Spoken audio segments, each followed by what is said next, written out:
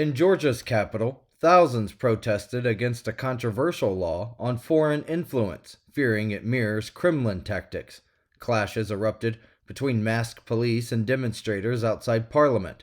Among the 20 detained were two Americans and a Russian.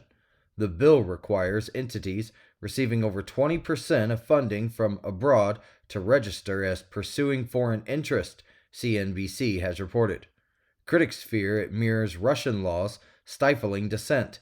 Despite international concern, Georgia's government vows to proceed with the bill, sparking some of the largest protests since independence. The final vote is set for Tuesday.